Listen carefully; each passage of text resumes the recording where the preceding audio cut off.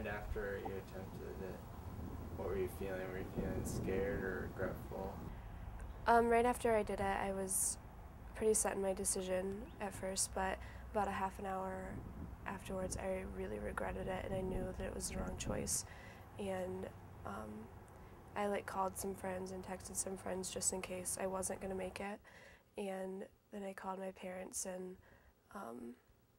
I I was done feeling sad for myself, and I started to get really angry because it was a stupid decision, and I knew that people really did care about me, and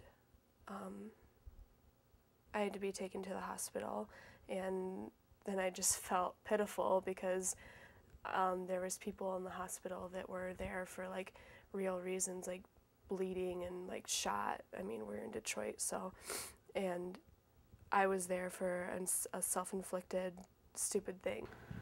Well, there are a lot of reasons why people would consider killing themselves. I think for most of them, it's related to some kind of mental illness, whether it be depression or whether it might be schizophrenia or bipolar disorder. I was on depression medication. I was diagnosed with depression about 5 or so months before, and it was a wrong diagnosis. I'm actually bipolar, so the pills that I was on probably elevated, made me feel a lot worse. So.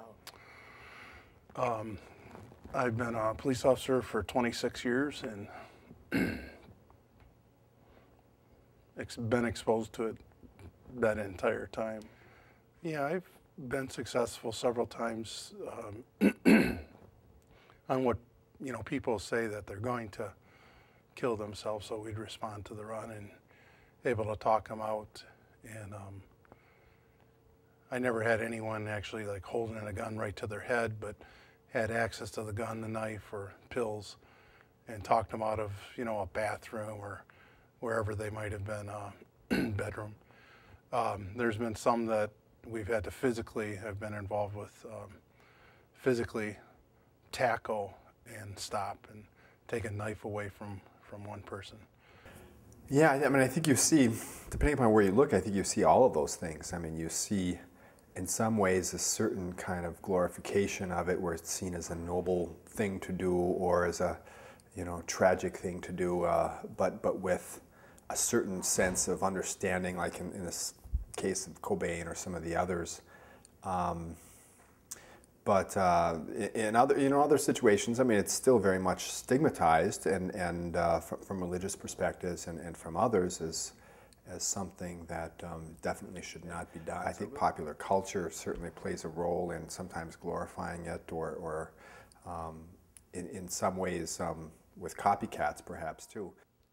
Nobody really seemed to notice. I was pretty good at bottling it all up, and I'm a prankster, jokester, so everybody just saw how I present myself, which I didn't want anybody to worry about me anyway, so they saw that side of me and not a depressed side or a hurt side. I don't know that you ever recover. You learn to deal with it, is what I'm saying. I don't walk around every day and think about that kid or these, each one I've been on, but at times you bring each one up and you think about what you learned from it or how sad it was or whatever.